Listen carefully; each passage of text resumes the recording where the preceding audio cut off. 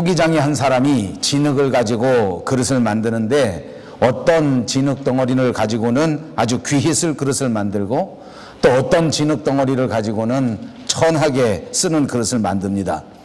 그런데 만약 그릇이 된 입장에서 그릇이 자기가 귀한 그릇 또는 자기가 천히 쓰이는 그릇이 되었다고 해서 그 그릇을 만드는 토기장이에게 왜 나를 이렇게 만드시느냐, 왜 나는 하필이면 이렇게 만들어주느냐라고 항의할 수는 없다 하는 것을 말씀한 적이 있습니다.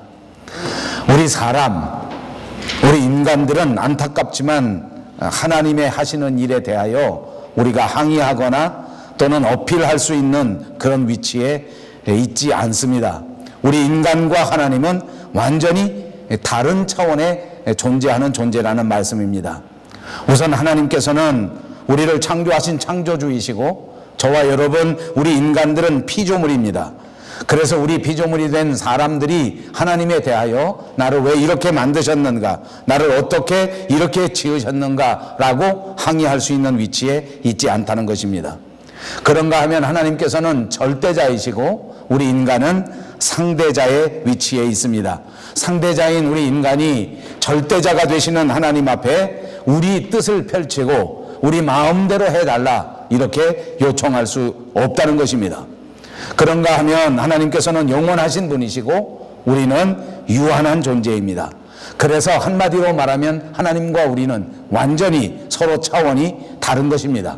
우리와는 완전히 차원이 다른 것에 존재하시는 그 하나님을 우리 생각으로 판단할 수 없는 것이고 우리 지식으로 그분을 판단할 수가 없는 것입니다. 그래서 하나님이 우리에게 행하시는 일, 하나님이 우리에게 주시는 하나님의 거룩하신 말씀, 그것은 우리가 판단하거나 우리가 생각해 보거나 우리가 분석해 볼 수 있는 차원의 말씀이 아닙니다. 그냥 그대로 그 말씀을 받아들인다면 그것이 우리에게 복이 되고 그것이 우리의 삶의 지침이 될 수 있지만, 만약 우리와 차원이 전혀 다르신 그분 하나님께서 우리에게 주시는 말씀을 의심하기 시작하고 그것을 무언가 합리적인 방법으로 좀 분석하기 시작하고 이거를 좀 과학적으로 해석해 보아야 되겠다라고 생각하기 시작하는 그 순간부터 우리에게는 혼란이 다가오고 결국 이 모든 일들이 미궁에 빠질 수밖에 없게 되는 것입니다. 하나님의 말씀은 우리 믿는 사람이 그대로 받아들이고 믿음으로써 그 말씀을 해석할 때에 그 말씀이 우리에게 축복이 되는 것을 믿습니다. 우리의 목자가 되셔서 우리를 선택해 주시고 우리의 목자가 되셔서 우리를 인도해 주시는 그분 예수님, 그 예수님에 대하여 우리는 양이라고 비유합니다. 그리고 양 가운데 특별히 오늘 본문을 통하여 저와 여러분이 생각하려고 하는 것은 택함을 받은 양, 모든 양들 가운데 특별히 하나님 앞에 부름을 받은 양, 그래서 이 세상 모든 양들과는 전혀 다르게 그리스도인이라고 그렇게 부름을 받을 수 있는 사람들에 대하여 말씀드리려고 합니다. 저와 여러분 모두 하나님 앞에 택함받은 그리스도인이 되셨는데 이 그리스도인들은 어떤 사람인가 하는 것을 말씀을 통하여 깊이 생각해 보려고 하는 것입니다. 이 말씀을 생각해 보는 동안에 저와 여러분 모두가 더더욱 하나님께서 기뻐하시는 아름다운 그리스도인으로 거듭날 수 있는 축복의 시간이 다 되시기를 주님의 이름으로 축복합니다. 택함을 받은 그리스도인들은 첫째, 오늘 성경 본문에 보니까 목자의 음성을 듣는다 이렇게 말했습니다. 우리가 같이 봉독한 27절 본문 말씀에 보니까 내 양은 내 음성을 들으며 나는 그들을 알며 그들은 나를 따르느니라 이렇게 말씀해 주었습니다. 내 음성을 듣는다, 내 말을 듣는다. 그 말은 무슨 말입니까? 주님께서 우리에게 주신 그 말씀을 듣고 그 말씀을 깨닫고 그리고 그 말씀을 믿는다 하는 말입니다. 믿어져야 그 말씀에 대하여 순종할 수 있고 믿을 때 그 말씀에 복종할 수 있는 것이 이치인 것 같습니다. 보통 우리가 말할 때에 우리 집의 아들은 말을 참 잘 듣는다, 우리 집의 딸은 정말 말을 잘 듣습니다, 이렇게 말할 수 있습니다. 그것은 무슨 의미입니까? 우리 집에 있는 아들이, 우리 집에 있는 딸이 귀가 좋아서 내가 말하는 그 소리를 잘 듣는다, 그런 의미는 아니지 않습니까? 부모가 말씀하시는 그 말을 잘 순종하고 그 말에 잘 복종할 때에 우리는 그 말을 잘 듣는다, 그렇게 말하지 않습니까? 그러므로 사랑하는 여러분, 택하심을 받은 그리스도인인가 그렇지 않은가, 하나님께서 기뻐하시는 그리스도인인가 그렇지 않은가 하는 것을 구별하는 것은 정말 간단합니다. 하나님의 말씀 복음이 깨달아지고 그 말씀에 대하여 정말 친근한 마음이 생기고 그 하나님의 말씀인 성경 말씀이 깨달아지고 그것이 마음으로부터 믿어지고 그래서 그 말씀의 영향권 아래서 살고 있다면 그 사람은 분명히 하나님께서 선택하신 그리스도인이요 하나님께서 기뻐하시는 아름다운 하나님의 자녀라는 말씀입니다. 여러분, 거듭남이란 무엇입니까? 중생이라고 하는 것은 무엇입니까? 이처럼 하나님의 말씀을 듣고 그 말씀을 깨닫고 그 말씀을 믿고 그리고 그 말씀을 붙들고 살아가는 것, 그것이 거듭남이요 그것이 중생입니다. 말씀을 듣지만 아직 깨달아지지도 않고 말씀을 매일같이 묵상하지만 그것이 마음속에 믿어지지 않고 세상에 살아가는 삶의 방식에 절대로 하나님의 말씀의 영향을 받는 것이 아니라 텔레비에서 주는 말씀의 영향을 받고 세상에서 수군거리는 그 말소리에 영향을 받고 살고 있다면 정말 안타까운 일 아닙니까? 두 가지 중에 하나입니다. 하나님 앞에 택함을 받지 못한 불쌍한 인생이거나 이제 택함을 받을 사람들입니다.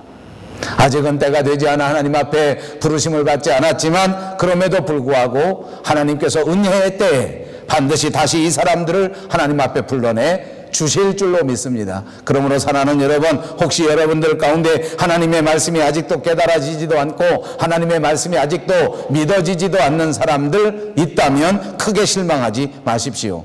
제가 보니까 여러분들 가운데는 아직 하나님의 말씀을 깨달아지지도 못하고 하나님의 말씀을 믿지도 않는 사람은 한 사람도 없는 것 같습니다. 그렇습니까? 그럴 땐 얼른 대답을 하셔야 돼요. 그렇습니까? 여러분들 중에 그런 사람 하나도 없는 것 같아요. 그런데 안타까운 것은 그 말씀의 영향권 아래에서는 살지 않습니다. 이게 문제입니다. 조금 믿어지는데 그리고 말씀이 깨달아지기도 하는데 그런데 삶의 현장에서는 전혀 하나님의 말씀으로 영향을 받지 않습니다. 주님은 고난이 다가와도 쓰러지지 말라고 했는데 때로는 아픔이 변하여 축복의 문이 된다고 말씀하셨는데 영향을 받지 않아 조금만 어려운 일이 생기면 일어나질 못해요. 주저앉아 버려요. 몸이 조금만 아프면 정신을 못 차려 어떻게 되는 거 아닌가? 아니요. 주님의 말씀을 믿고 영향권 안에 살아가면 주님 앞에 인생을 내려놓을 수 있습니다. 주님이 이끌어 가십니다. 주님이 반드시 붙잡아 주십니다. 그러므로 하나님 앞에 믿음으로 영향을 받고 살아가시기를 주님의 이름으로 축복합니다. 그래서 우리들 가운데에는 혹시 아직 때가 되지 않아서 주님의 말씀 그대로 살아가지는 않지만은 그러나 앞으로 이제 말씀 그대로 우리 집안에 우리 마음속에 영향을 받아서 말씀 붙들고 말씀 그대로 살아갈 사람들이 종종 눈에 보인단 말입니다. 이런 사람들이 하루빨리 2015년에는 반드시 말씀의 영향권 안에서 살아가시는 사랑하는 성도님들이 다 되시기를 바랍니다. 택함받은 그리스도인들은 두 번째로 28절 말씀해 보니까 내가 그들에게 영생을 주노니 하는 말씀이 있습니다. 그러므로 택함받은 그리스도인들은 영생을 얻습니다.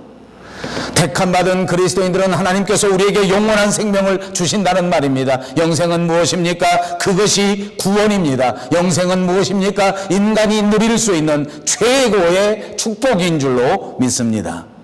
여러분, 저는 이 대목에서는 조금 심각한 이야기를 여러 가지 해보려고 합니다. 왜냐하면 모든 사람들의 관심이 어떻게 하면 영생을 얻는 것인가, 어떻게 하면 구원을 얻는 것인가 하는 것에 대하여 깊은 질문을 가지고 있기 때문입니다. 우리 주변에 있는 사람들이 다 물어봅니다. 사람이 어떻게 하면 구원을 받느냐? 사람이 어떻게 하면 천당에 갈 수 있느냐? 사람이 어떻게 하면 죽지 않고 영원한 생명을 받을 수 있단 말이냐? 사람이 어떻게 하면 예수님을 만날 수 있는가? 사람이 어떻게 하면 하나님의 음성을 매일같이 듣고 살아갈 수 있는가 하는 것에 대하여 궁금해하시지 않습니까? 오늘 본문에 그 대답이 나와 있습니다. 내가 그들에게 영생을 주노니. 그렇습니다. 이것이 성경의 가르침입니다. 이것이 가장 정확한 신학적인 가르침입니다. 영생은 예수님께서 우리에게 주시는 것입니다. 아멘. 입으로 한번 해보십시오. 영생은 예수님께서 우리에게 주시는 것입니다. 성경 그 어떤 곳에서도 인간이 스스로 노력하여 영생을 쟁취할 수 있다고 말한 곳은 없습니다. 사람이 열심히 공부하고 열심히 시험 봐서 8차 시험에 합격하면 드디어 천국에 들어갈 수 있다고 가르친 적이 한 번도 없습니다. 이 천국에 들어가기 위하여, 이 영생을 얻기 위하여 어떤 자격이 필요한가 하는 것에 대하여도 말한 적이 없습니다. 영생을 얻기 위하여, 구원을 얻기 위하여 일정 수준의 삶의 모습이 필요하다고 말한 적도 없습니다. 본문이 분명하게 말합니다. 내가 그들에게 영생을 주노니. 하나님은 그저 우리에게 영생을 주신다고 말씀하셨고, 사람은 그냥 예수님이 주시는 영생을 받는 것이란 말입니다. 하나님은 하나님이 택하신 저와 여러분, 하나님의 백성들에게 오늘도 주님이 주시는 가장 아름다운 평안을 내려주시는 것이고, 저와 여러분은 오늘 이 예배를 통하여 주님이 우리에게 주시는 샘솟는 기쁨과 평안을 받는 것이란 말입니다. 이 아름다운 평안을 풍요롭게 풍성하게 받으시기를 주님의 이름으로 축복합니다. 주님이 우리에게 주시는 이 아름다운 축복을 풍성하게 받아서 여러분의 삶의 현장 속에 언제나 기뻐하고 언제나 감사하고 언제나 승리할 수 있는 저와 여러분 모두가 되시기를 다시 한번 주님의 이름으로 축복합니다. 그렇습니다. 예수님께서 십자가 위에서 이루신 그 엄청난 구원의 역사를 우리는 받으면 됩니다. 기껏해서 한 가지 조건을 붙인다고 하면 믿음으로 받는 것입니다. 이것이 영생의 조건이란 말입니다. 이것이 구원의 조건입니다. 이것이 축복의 조건입니다. 아무런 공로 없이 이 주님께서 우리에게 베풀어 주신 이 크신 사랑을 받았다고 하는 사실을 분명하게 알고 분명하게 깨달으면 우리 마음속에 믿음의 감격이 생겨지는 것입니다. 이 감격으로 살아갈 때 올바른 헌신이 나오는 것이요, 이 감격이 우리의 삶에 충만하게 이루어질 때 우리는 그리스도인다운 바른 삶을 살 수 있게 될 줄로 믿습니다. 그러나 우리 주변의 현실은 어떻습니까? 교회조차도 내 힘으로 구원을 이루라고 가르칩니다. 안타깝지만 믿음의 주류를 이루는 교회의 모습들이 다 내 힘으로 영생을 이루라고 가르치는 것 같습니다. 더 잘 믿어야 된다. 성도들이 잘 봉사해야 된다. 성도들이 돈을 많이 내야 한다. 그래야 구원을 받을 수 있다. 그렇게 해야 천국에 들어가서 살 수 있다. 이것은 오늘 주님이 우리에게 베풀어 주신 말씀과는 정반대의 것입니다. 내가 노력해서 구원을 얻을 수 있다.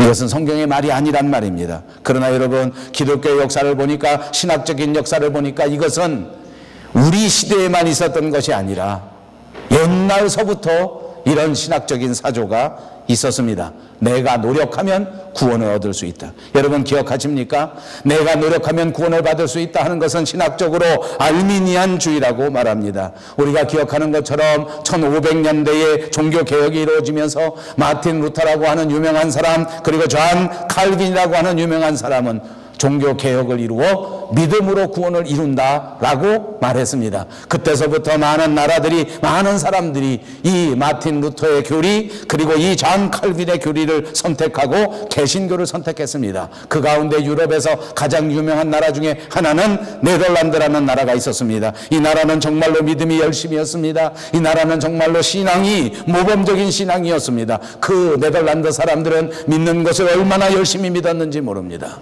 여러분, 요즘 우리는 주기도문도 외우고 예배 시작할 때 사도신경도 외웁니다. 제가 이민교회에 와보니까 이 예배가 하나밖에 없기 때문에 사도신경만 겨우 억지로 합니다.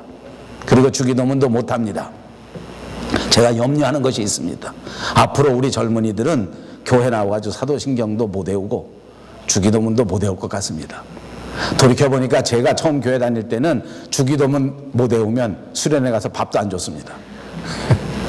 그걸 잘했다는 것은 아닙니다. 사도신경 외워야 밥 주고 그랬는데 그걸 잘했다는 건 아니지만 그땐 다 그렇게 배워서 세례 받으려면 이런 거 다 외우고 저런 거 다 외우고 성경에 있는 거 다 외우고 그랬어요. 근데 요새는 하나도 안 외웁니다.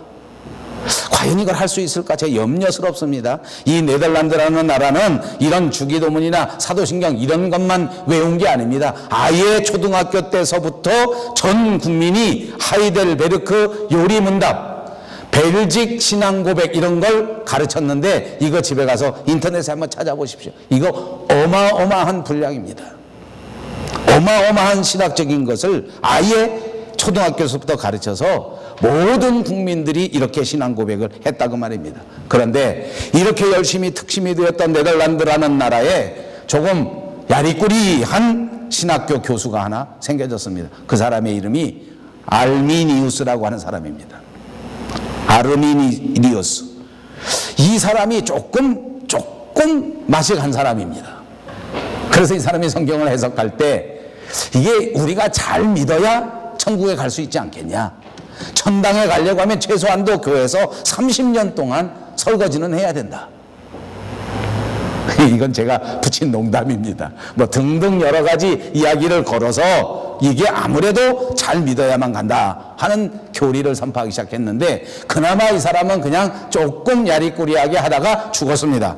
그런데 문제는 그 다음에 그 제자들이 이 알미니우스가 죽은 다음서부터 아르미니아스 주의를 만들고 신앙 고백서를 다시 쓰기 시작했습니다. 요즘 말로 하면 이단입니다. 그래서 그 사람들이 5가지 교리를 만들었는데 그 교리의 중심이라고 하는 것은 다른 게 아닙니다. 말씀드린 것처럼 구원이라고 하는 것이 가만히 있어서 받을 수 있는 것이 아니고 내가 열심히 신앙생활 해야 구원받는다.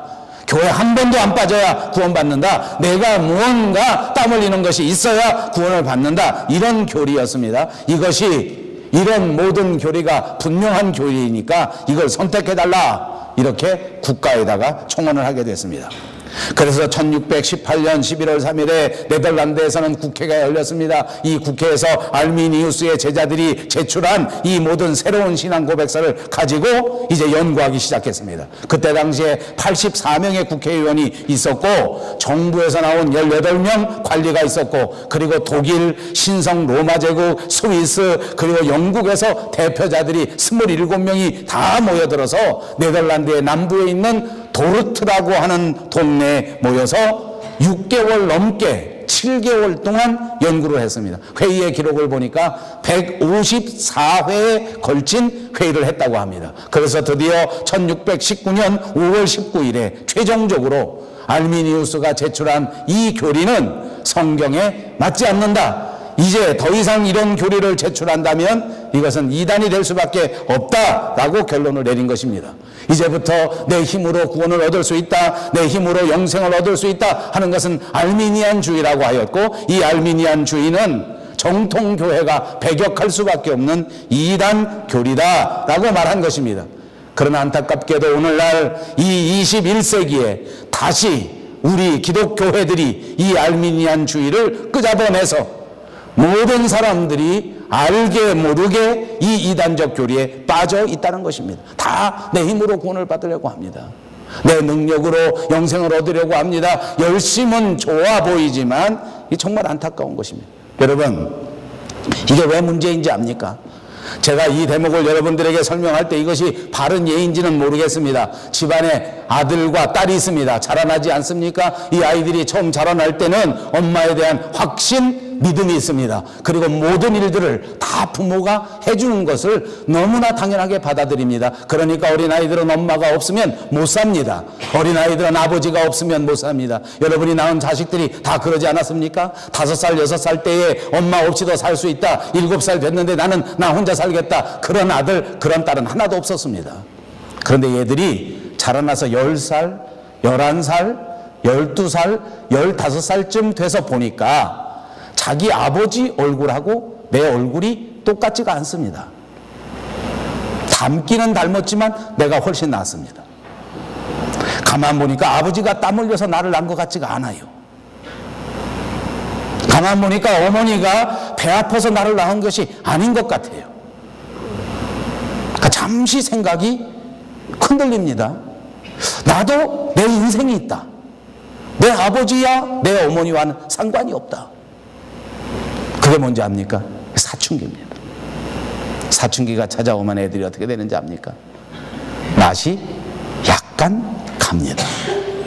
세상에 내가 혼자 태어난 것 같지 않습니까? 이 인생이 내 것인 것 같지 않습니까? 엄청난 착각입니다. 그래도 다행인 것은 사춘기가 지나갑니다. 다시 30살이 되고 다시 35살이 되면 다시 철이 납니다. 아하, 이만큼 내가 살게 된 것은 내 아버지 덕분이었구나. 이만큼 내가 살게 된 것은 내 어머니의 땀 흘린 희생이 있었구나. 내 아버지가 없었다면 내가 어떻게 이 세상에 존재할 수 있었을까 하는 생각을 하게 된다는 것입니다. 엄청난 은혜입니다. 여기 혹시 자녀 여러분, 젊은 여러분 정신 똑바로 차리기 바랍니다. 여러분 혼자 세상에 태어난 사람은 아무도 없습니다. 때로는 아버지가 조금 연약해 보이고 때로는 어머니가 조금 내 마음에 안 들고 올드 패션인 것처럼 보일지 몰라도 그 어머니, 그 아버지 없었으면 나는 존재도 없어서요. 내가 보니까 사춘기가 없으면 인생의 가장 큰 복입니다. 그렇지 않습니까? 어떻게 하면 사춘기가 없어지겠습니까?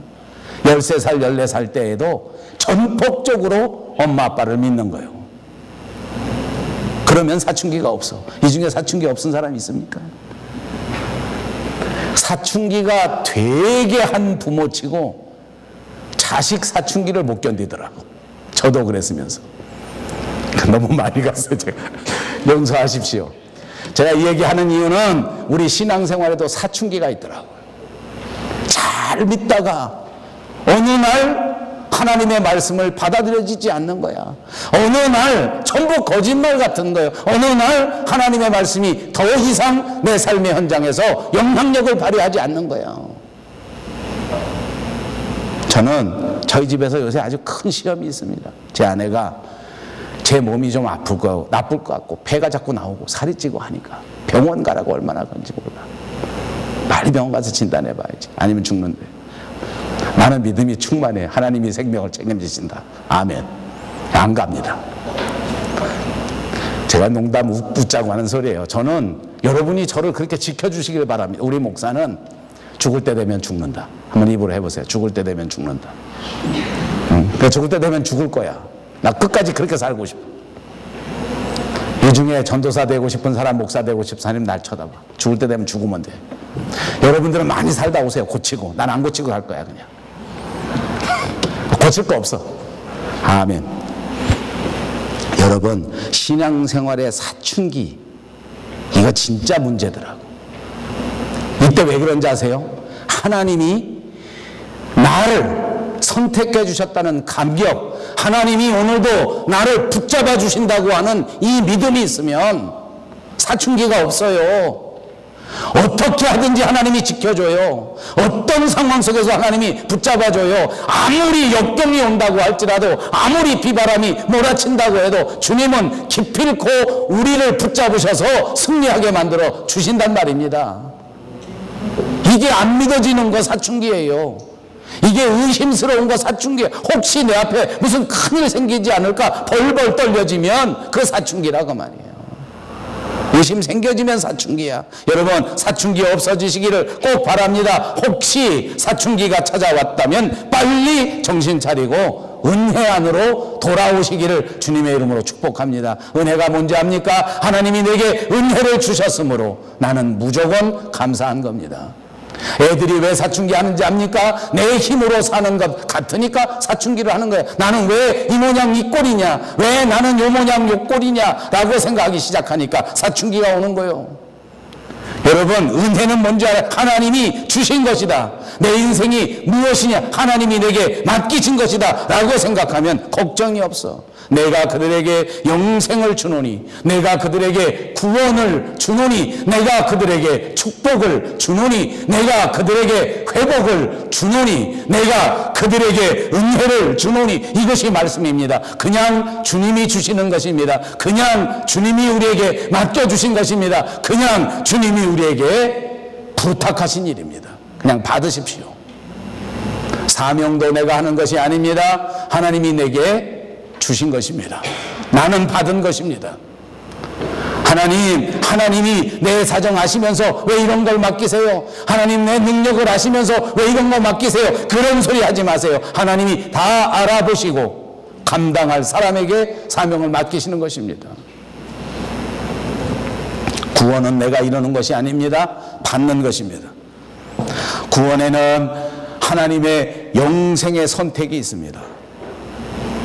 에베소서 1장 4절에 보니까 창세전에 그리스도 안에서 우리를 택하셨다고 말씀하셨습니다. 세상 중에서도 하나님께서 분명히 우리를 선택하시고 우리에게 은혜를 주셨다고 말씀하셨습니다. 여러분, 우리가 받은 은혜, 우리가 받은 구원은 어떻게 받은 것인지 압니까? 예수님께서 우리 대신 십자가 위에서 피 흘려주셔서 그 대속의 은혜로 받은 것입니다. 예수님이 많은 사람들을 위하여 자기의 목숨을 대속물로 주셨고 희생하는 어린 양이 되셨기 때문에 우리가 구원받은 것입니다. 명심하십시다. 이제 더 이상 우리가 짊어져야 할 죄의 짐은 없습니다. 더 이상 우리에게 문제는 없습니다. 우리가 해야 할 일은 오직 이 엄청난 죄악을 해결해 주신 주님 앞에 감사하는 일밖에 없습니다. 그리고 이 구원에서 가장 중요한 건 뭔지 압니까? 성령님의 부르심입니다.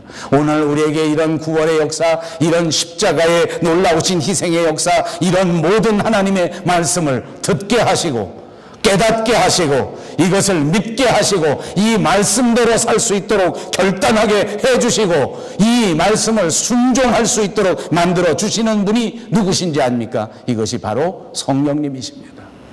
여러분, 저도 목사가 일찍 되어 제 평생토록 목사로 살았습니다. 그리고 목사로 목회하는 동안 계속하여 학교에서 학생들을 가르쳤습니다. 지금도 하나님의 은혜 가운데 후배들을 양성하는 학교가 제 메인 사역 가운데 하나입니다. 그러나 여러분, 정말 웃기는 거 있지 않습니까? 평생을 가르쳤는데 제 마음속에 느끼는 느낌이 있습니다.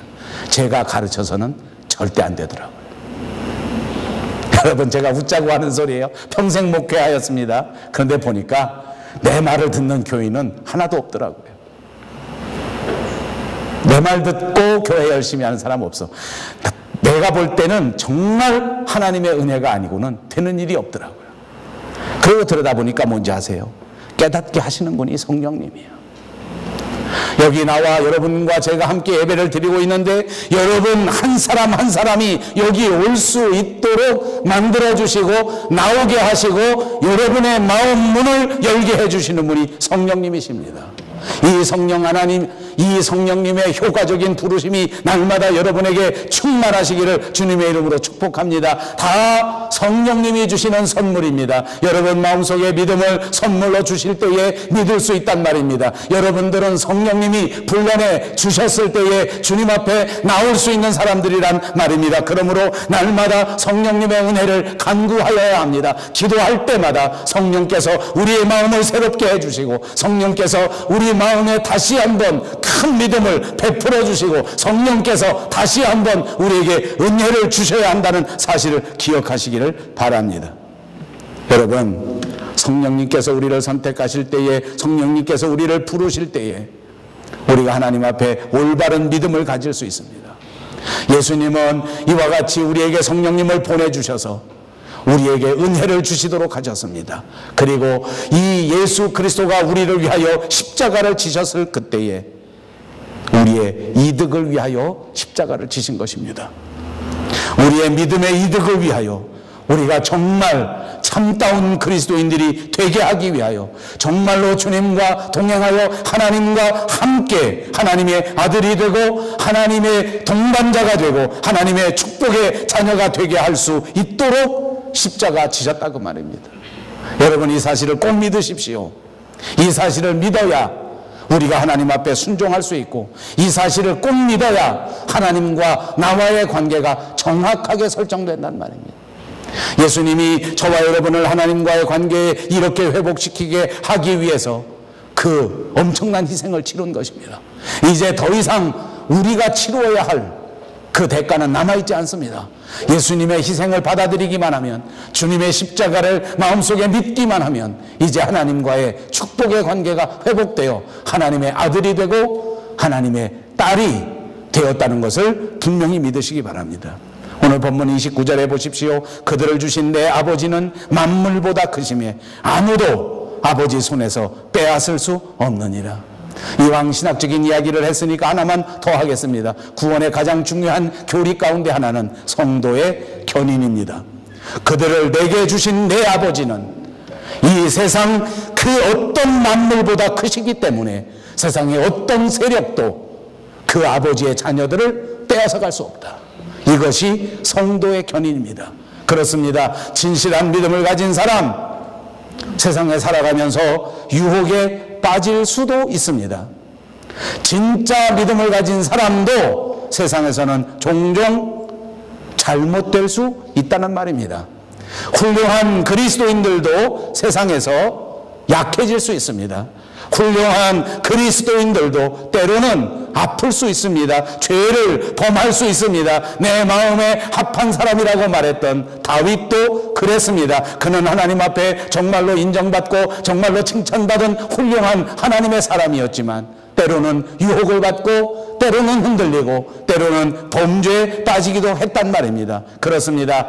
구원받은 그리스도인들이라고 해서 어떤 한 사람도 완전한 사람은 없단 말입니다. 그러나 명심하십시오. 그 어떤 그리스도인들도 결단코 실패하지 않습니다.